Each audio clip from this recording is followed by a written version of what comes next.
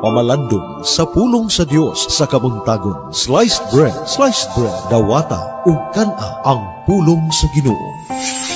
Mga igsoon, mayong adlaw.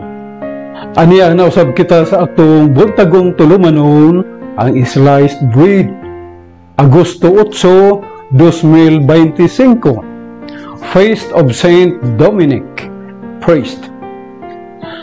Ang Ebanghelyo sumala ni San Mateo kapitulo 16 bersikulo 24 ngadto sa 28 nagkanayon. Unya miingon si Hesus sa iyang mga tinunan, kung ang usa ka tawo buot mahimong akong tinunan kinahanglan, dili siya magtuman sa iyang kaugalingon. Pas-ano niya ang iyang krus ug musunod siya kanako. Kaya ang gustong magluwas sa iyang kaugalingong kinabuhi, mawad-an hinuo niini. Apan ang mawad-an sa iyang kinabuhi tungod kanako, makabaton niini. May makuha ba ang tao kung maangko niya ang tibuok kalibutan apan kawad-an siya sa iyang kinabuhi? Wala gayud. Walay bisan unsa nga ikahatag ang tao aron mabawi niya ang iyang kinabuhi. Pamalandong, si Hesus sa kanunay nagsulti in paradox sa manining Ebanghelyo karon. Din siya nag-ingon nga ang gustong magluwas sa iyang kaugalingong kinabuhi, mawad-an hinuo niini. Apan ang mawad-an sa iyang kinabuhi tungod kanako, makabaton niini. Kini nga paradox iyang gi-express sa laing paagi sa pag-ingon, panghatag kamo o kamo paghahatagan. Ang atong kasinatian sa kinabuhi nagtudlo kanato sa kamatuoran nga anaa niini nga paradox. Ang pagkahimong sumusunod ni Hesus dili sayon. Ang pamaagi sa pagsunod sa Ginoo usa niini mao ang atong generous nga pagserbisyo sa uban. Ang pagka-giver imbis nga ma-taker. Mao ni ang usa sa gipasabot sa mamahimong sumusunod sa Ginoo. Gihatag ni Hesus ang iyang kinabuhi mismo out of love for us. Nawala man ang iyang kinabuhi dinhi sa kalibutan, apan iyang naangkon ang kinabuhing walay katapusan. Dili para sa iya lang, apan para kanatong tanan, a life-giving for us all. Ang mahimong sumusunod sa Ginoo nagpasabot ni sa pagtalikod sa atong kaugalingon tungod og alang sa kaayuhan sa uban. Kay kung ang atong kaugalingon lamang ang atong gitan-aw, ang atong kaugalingong panginahanglan, ang atong kagustuhan, our preferences lang, we risk losing ourselves. Apan kung kita mo tan-aw sa Ginoo, which will always mean looking towards others, sa atong paghatag kita makadawat. Mao nga kung maglantaw kita ngadto sa uban, atong makita ang presensya sa Ginoo sa uban ug makasinati ta sa kalipay sa kinabuhi sa Ginoo mismo. Kini usa ka tilaw sa kalipay sa kinabuhing sa gingharian sa langit. Si Hesus nag-ingon nga kung adunay gustong magsunod kaniya, kinahanglan idumili niya ang iyang kaugalingon ug pas-ano niya ang iyang krus.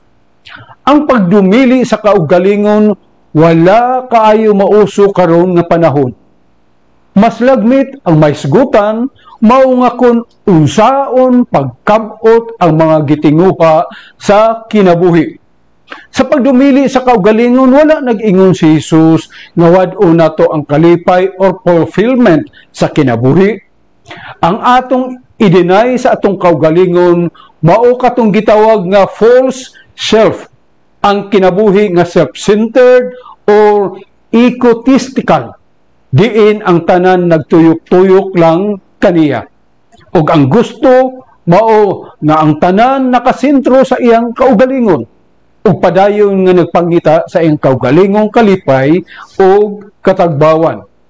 Si Jesus nagpahayag na kung musunod ta kaniya, wad o nato kining false self, ang pagwagtang niini sakit, ug ang pagdumili sa kaugalingon niini nga diwa magresulta sa pagpasan sa krus. Gipahayag ni Jesus nga kana nga no to our full self mao ang dalan paingon sa tinuod nga kinabuhi ug para sa pagdiskubre sa atong tinuod nga pagkatao. Sumala sa giingon ni Jesus nga kung kinsa ang kawad-ag kinabuhi alang kanako, makita ra kini. Makita ra kini niya. Ang atong tinuod nga kaugalingon is the self that is open to the Lord's love, nga nagtugot nga sa atong kaugalingon sa padayon, nga pagbag-o aron mahimong mahigugmaon nga tao. Diin unahon nato ang interest sa kaayuhan sa uban ug ahyan ang atong kaugalingon. Mauni ang kinabuhi, ang kahulugan sa tinuod nga kinabuhi kung buota nga mosunod kang Hesus ug isubmit ang atong kaugalingon to be led by Him. Si Jesus nangutana sa usa ka makapukaw sa una-una nga pangutana nga nagkanayon. Unsa may kapusulanan sa usa ka tawo maangkon man niya ang tibuok kalibutan apan kawad-an siya sa iyang kinabuhi. Si Jesus nagpahinumdum kanato nga daghan kay tag makuha of what the world has to offer and values apan makapawala sa kinahiladman sa atong pagkatao. In contrast, ang mga mawad-an sa ilang kinabuhi alang kang Hesus makakaplag niini. Mao katong andam musakripisyo sa kinabuhi ug muhatag sa gugma kay mao man kini ang gibuhat o gipangayo ni Hesus kanato. Ug niini makaangkon ta sa matarong ug hingpit nga kalipay sa kinabuhi as a gift of God nga magsugod dinhi sa atong yutan-ong kinabuhi.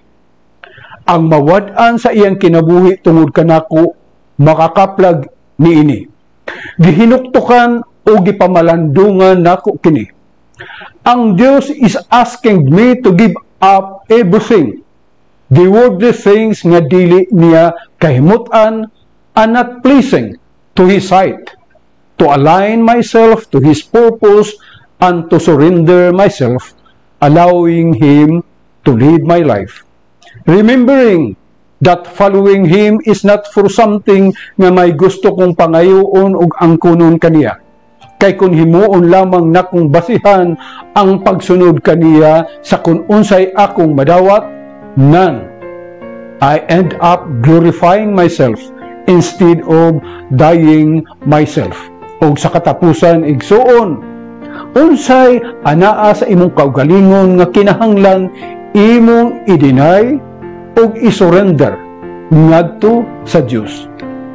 Dinhi na lamang ako kutob. Ako si Mario Matugas Mijares, sakop sa Couples for Christ Pastoral Formation Office sa Iligan City, Lanao del Norte. Dalaygon ang Diyos. Sliced bread, dawata ug kana ang pulong sa Ginoo.